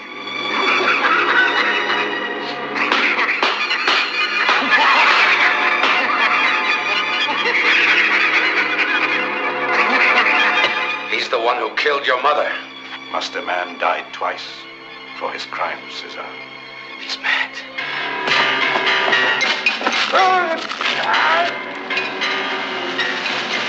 Beneath the mask of the beast is the evil power which terrorizes a city. The nightmare of horror which begins with the murders in the Rue Morgue.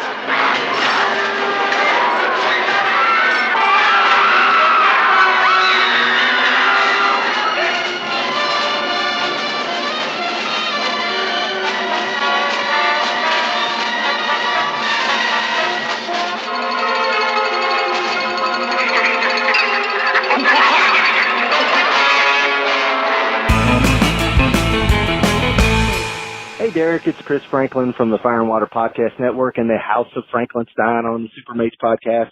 And I just wanted to wish you a belated happy 400th episode. That is an achievement, dude. As a fellow podcaster, 400 episodes, man, that is some staying power. And it's because you do a great show, and your guests are great, excluding myself, of course. I've been on there a couple times. But it's a fantastic show, and you take the accolades, man. You've earned them, okay? Enough of that, though. Just a few comments on some of the episodes I've listened to. I binged them because I was kind of on a podcasting sabbatical over holiday break. So I've been listening to the last few episodes. One thing I don't know if you're aware of this, but the face of the screaming werewolf, the notorious Lon Chaney Jr. movie that's not quite a movie, there's an action figure of that werewolf, of Lon Chaney as that werewolf. It's new, and it's out in Target stores right now. Mego Corporation has come back from the dead. Actually, still, the president of the original Mego, Marty Abrams, is back in charge. There's Mego figures in Target stores, and one of them is a Chaney Enterprises licensed Face of the Screaming Werewolf figure. It's their way of getting a werewolf figure out there, a Lon Chaney werewolf, without having to pay Universal licensing fee. So if you can find that one, which I haven't been able to, it's out there. So if anybody wants that, they can get it. Speaking of monsters, the Marvel monster subject that you had with Brenda and Scott and Tracy, I say bring them on, all of them. Dracula, Frankenstein, Werewolf by Night, Blade, Ghost Rider. I think that would be a great place for Marvel to go. Maybe not as the main thrust of the MCU after the whole Skrull thing that apparently is going to start coming up in Captain Marvel. But that's a cool way to go. And I mean, how cool would it be? Somebody's got to do these monsters, right? And I don't have a lot of faith in Universal to do it. So I hate to say that, but Marvel has done like no wrong. So let them have a whack at it. That's my opinion. You know, I probably should have cut in earlier, so I'm going to interrupt the voicemail here because I want to comment on a couple of things that he's already brought up. First of all, the figure from Face of the Screaming Werewolf. You know, I saw plenty of pictures of those online. I think Mark Peterson from Dr. Tongues, I had that shop. also posted about that as well, and a handful of other people did too.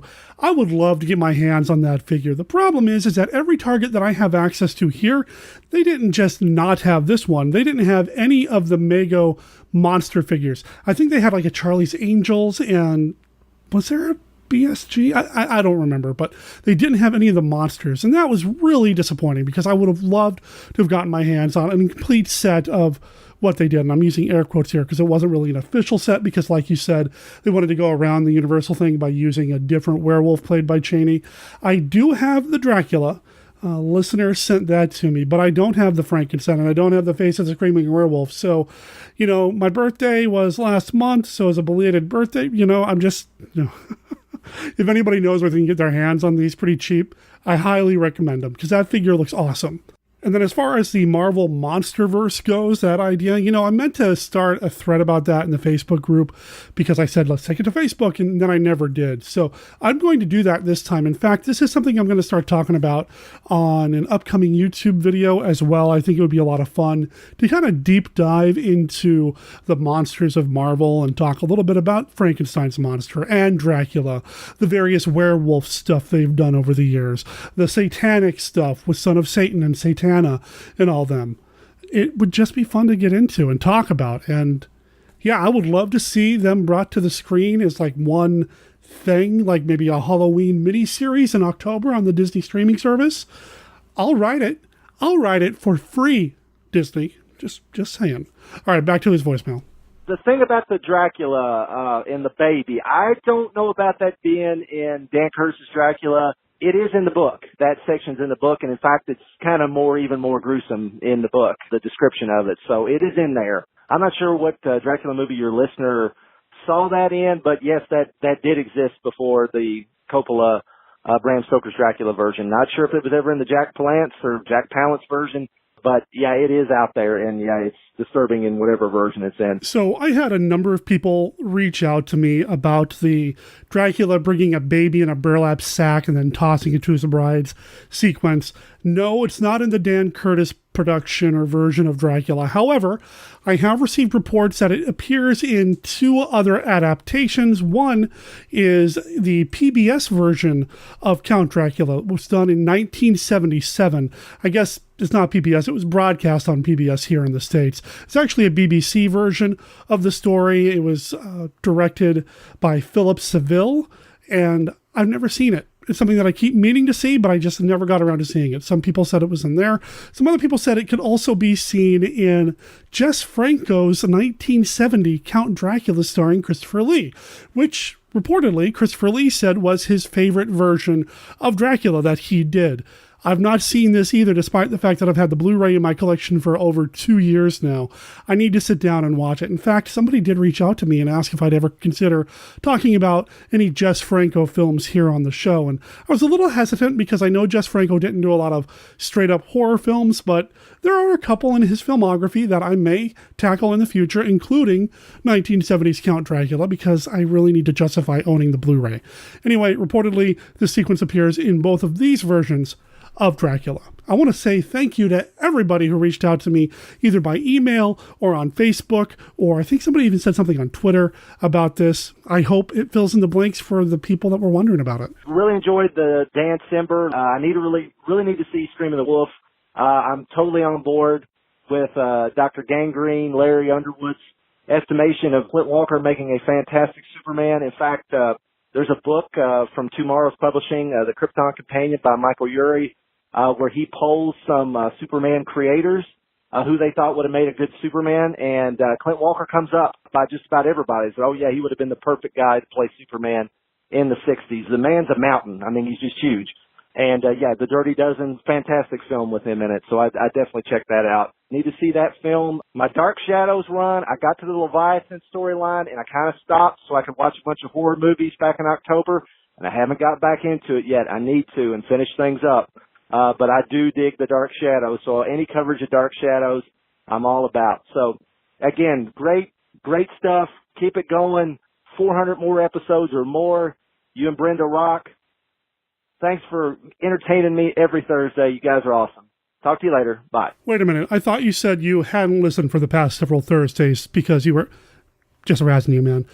So, Dancember, I had so much fun doing that. It will happen again this upcoming Dancember. We will continue to talk about Dark Shadows, and I'm going to put this out there right now. We will also be talking about Dan Curtis's version of Frankenstein. I'm really excited to get into that one as well, and then who knows what else will come up. But I am going to talk more about Dark Shadows in December because, I mean, over 600 episodes, over 1,000 episodes, isn't it? Anyway, for as big as it is, as much content, as many hours of Dark Shadows media there is out there, I don't see why I can't devote more than one Dancember to Dark Shadows. I'll also be talking about the film Night of Dark Shadows, so that's going to be coming up in Dancember of this year. Scream of the Wolf, real easy to get your hands on. It's in the public domain. It's all over YouTube. It's on a number of Mill Creek sets. You can find it pretty cheaply, if not freely, and highly recommend it. Very cool what you said about Clint Walker. I had no idea that several other Superman creators felt the same way. So Larry, good company, great minds and all that, right? Chris, thank you for listening to the show. Thanks for supporting the show as you have over the years. We need to come up with a reason to have you back on the show. And I know that we've talked a little bit about this via Facebook, but if I put it out there now into the Podiverse, then it somehow feels more real. I want to do more classic Star Trek stuff here on the show. I don't know in what shape or form, but Chris, you're at the top of my list of people to call when it's time to do more classic Trek. Listeners can find Chris and his wife over at the Supermates podcast. And, I'm just going to play the promo that Chris and Cindy sent me for the Supermates a while back. It's a little out of date because they've long completed their move to the Fire and Water Network. But, you still hear their chemistry, and it's a fun promo. Well, Cindy, this is the last box. Supermates has now officially moved into Fire and Water podcast headquarters. Where do you want this Starman short box? Put it over by the classic monster DVDs. Be careful! Don't crush my Superpowers Batmobile! Calm down, Christopher. Hey, you put the Star Trek DVDs on top of my comic action Wonder Woman Invisible Plane! Oh! Jeez! Well, now we can tell everyone that Supermates can be found exclusively at fireandwaterpodcast.com. Now, if they subscribe via iTunes, they shouldn't notice a change, right? Right. Or if they listen through the main Fire and Water Network feed, no change. They can just find the show's home, show notes, etc. here at fireandwaterpodcast.com. Well, I'm going to go take a dip in the Aquaman-sized swimming pool Rob has, but I am not putting on that mirror costume. It smells fishy. Oh, come on. It'll be fun. Hey, don't trip over that life-size Shag Standy. That thing is disturbingly real. Supermates, the husband and wife Geekcast, now a proud member of the Fire and Water Podcast Network. Find us on iTunes or at fireandwaterpodcast.com. Hey, Derek, it's Mike. I was just listening to the latest feedback special, and you got to talking about the Marvel monsters, the idea that Chester had. I think it's fantastic. But keeping with the Dark Shadows theme, I want to mention, were you aware of the Marvel Comics Dark Shadows crossover, that Dark Shadows does exist in the Marvel Universe, albeit unofficially? There is a issue of Marvel 2-in-1 starring The Thing, Ben Grimm, where he goes to a disguised but discernible to the intelligentsia version of Collinwood. Even more daring, a Gold Key Comics writer, when they had the license to Dark Shadows, forced an unofficial Dark Shadows Doctor Strange crossover. It was in the continuity after the show was canceled. Some wizard who had been banished into another dimension, who had confronted Barnabas, is revealed to have gone to a dimension where Doctor Strange had banished a silver dagger, and the guy emerges back on our plane in Doctor Strange's lair, I think through the Eye of Agamotto, or however you say that, complete with Clea yelling, "Steven!" Now, this is in the Gold Key comic. It's all unofficial. But yes, there is Dark Shadows in the Marvel Universe. Yeah, fantastic, huh? What a wonderful and strange world in which we live. And just on a side note, they were talking about spending plastic fangs that you've had in your mouth. Fun fact, in colonial times, when you picked out false teeth, people had their former teeth all in a barrel, or your wooden teeth in a barrel. You'd pick them up, try them, see if they work. If not, throw them back in the barrel for the next customer, and then try the next pair who knew where they had been. All right, man. It's a good episode with you guys, and we'll hopefully talk to you soon. Bye-bye. So that was author Micah Harris, and I wanted to take a second to respond to that before I play the next voicemail that I have from him. I just want to say how cool it is that there's this unofficial crossover between Dark Shadows and Marvel, and not just one company's books, but two. How cool is that? I know I don't talk a lot about comics here on the show. When it comes up, it's usually in relation to a comic book adaptation of a movie, and even then, it's pretty rare when we talk about comics. And I could be honest with you, I could geek out about, especially older comics, for a while, and older meaning basically when I was reading them, which really wasn't all that long ago. But anyway, I'll be talking a little bit about that in a YouTube video in the very near future. That's a plug for the Monster Kid Radio YouTube channel. Anyway, that's so cool. I knew about the wooden teeth. I didn't know it was just a matter of whatever fits you take, and if it doesn't, you spit it out and put it. Ew. Ugh. Okay. Anyway, so cool about the crossover. Let's play his next voicemail. Hey, Derek, it's Mike again with a follow-up call on the same episode, on the one I made previously about the Dark Shadows being part of the Marvel crossover universe. It's in regard to the missing Jack Palance Dracula scene. I have to say, I think Brenda's insights into the human psyche are spot on. The person who wrote in is misremembering. I'm pretty sure that is from the Louis Jourdan Dracula that ran on PBS in the 70s, late 70s. It's excellent. It's one of the best adaptations, even though Jourdan is kind of miscast. He's just a little too short, but not as bad as Lon Chaney Jr. and Son of Dracula, which I love, by the way, and I really love Chaney's miscasting. I think that's part of the charm of that movie. But the whole throwing the baby in a bag scene and the women going for it's really nightmarish.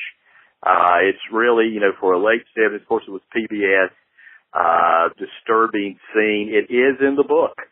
Bram Stoker and Charles Dickens seem to have been in a contest of who could kill the most children in a 19th century novel. For Stoker, nothing beats something called maybe The Doom of the Doubleborn. Look that up. It was written for a Christmas issue in which these homicidal boys torture two little twins to death before one of the dads shoots one of the kids' heads off by accident. And then the kids who are the killers throw the headless trunks of the children down, kill the parents, and they are knighted based on their story that they saved the children from the parents. But anyway, yeah, that is, I believe, being misremembered. I can see why he remembered it. It's very effective, evocative, just evocative, terrifying. You couldn't see that for a long time in America legally, but it has been. I have a copy, an official copy of the BBC Louis Jourdan Dracula, and it's pretty awesome. Mina, excuse me, I'm stammering here. I talk pretty someday. Mina's played by Julie Balker from Clash of the Titans, and I'm pretty sure that Gene Colan did use Jack Palance as a model. I feel sure I've read that in an interview with Colan. He does seem to have used a lot of photographic reference. I actually exchanged an email with Gene Colan several years back now, before he passed away, of course, and I asked him about his rendition of the Black Widow from the early 70s, who when Bill Everett inked her was just sexy as all get out to this 12-year-old. And I asked him if he had any reference, and he said that she was everything that was beautiful to him in a woman. So I think he was probably taking something here and there and maybe not going for a spot-on likeness. And it would have been before, the actual casting to Lance's Dracula in the Curtis movie, whether the Mr. Okay, Google cut him off there, but yeah, just kind of backing up what we said earlier. But yeah, that's, I think I need to see that. It sounds like it's something I really need to see. Anyway, Micah called back right after Google cut him off. Dude, I keep getting cut off on your machine. I don't understand it. All these other folks, recite the full text of Atlas Shrugged, and without a break. But anyway, I'm done. I've never heard, I don't recall that Gene Colan based the Dracula, Entomb of Dracula, on Palance, particularly in his Jekyll and Hyde. That may have been the case. It may have been he just thought, like Dan Curtis, Palance had that Dracula face. But I may be wrong about the Jekyll and Hyde thing. Anyway, I've troubled you enough today. I'm done. All right. Hope this helps. And you've probably already gotten calls in on the Louis Jourdan thing. All right, bye-bye.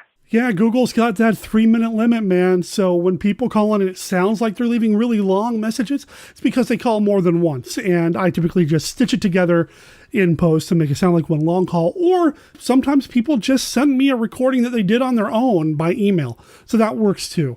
Anyway, Micah, thank you for calling in, man. Now, I did read the Gene Colan using the Jekyll and Hyde version of Palance on the internet. And as we all know, the internet never tells a lie. Everything on the internet you can believe without double checking sources or anything like that, because if it's on Wikipedia, you know it's truth, right? Yeah. Anyway, I appreciate you calling in, man. I really do. And listeners, you're going to hear Micah on the show in the future. He and I have a movie that we're going to be talking about sometime this year. Let's make it happen. Again, I'm putting it out into the podosphere, the podiverse. So now I'm committed. Thanks again, man. I got one more voicemail that came in, and I'm just going to play it because I really don't know what to say in response to it. I wanted to call the guy back to make sure he was okay, but, you know, Google voicemail doesn't always give me a number on the caller ID. In fact, this one came in as unknown, so I couldn't even call the guy back if I wanted to. I hope he's all right. Yeah, it's Willie Loomis. Barnabas heard your podcast, and he ain't happy, you know. He don't like that. And you shouldn't have done that. Shit. Willie! It's Barnabas. I wasn't talking to nobody. I get lonely, you know. I was just pretending I was talking to Maggie and... Willie! No, Barnabas, no.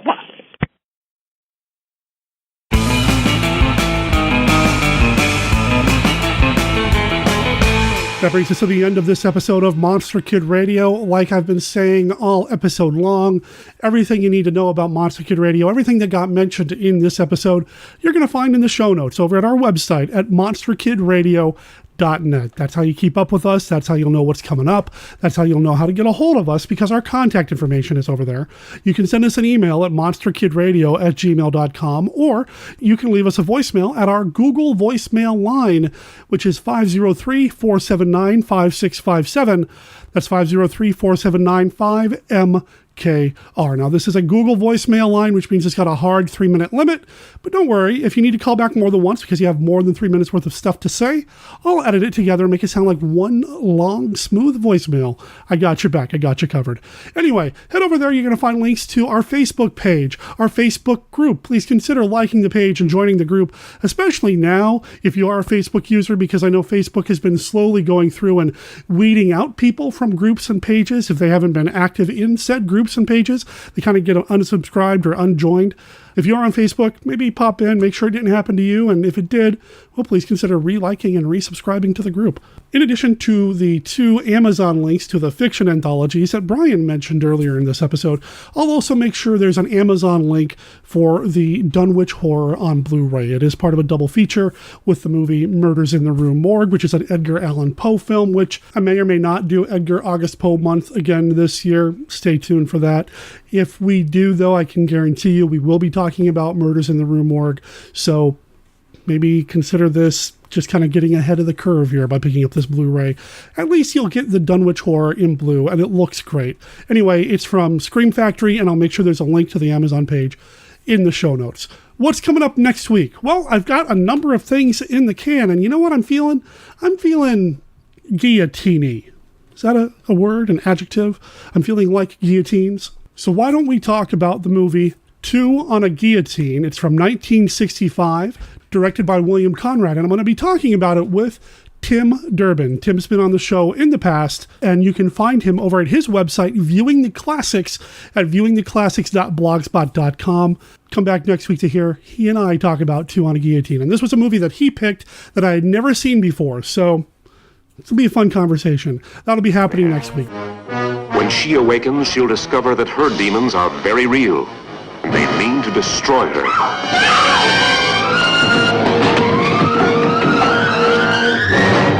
Whatever happens, she mustn't lose her head.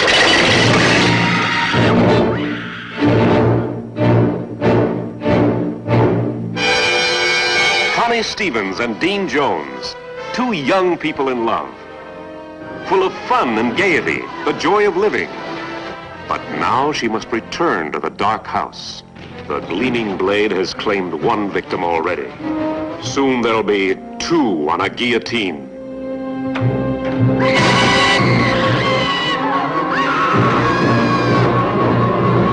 Until next week, remember that Monster Kid Radio is a registered service mark of Monster Kid Radio LLC. All original content of Monster Kid Radio by Monster Kid Radio LLC is licensed under a Creative Commons Attribution Non-Commercial No Derivatives 3.0 unported license. Of course, that doesn't apply to this week's song, A Positive Hologram, from the band Robotron, off their new album, Robotron in Part 3, The Final Battle, Robotron vs Nortobor, the Emotional Robot. Robotron is an awesome surf band based out of Bergen, Norway, and you can find them right now at Robotron and then the number 1.bandcamp.com. Check them out and let them know that Monster Kid Radio sent you. My name's Derek M. Cook. Talk to everybody next week. Ciao.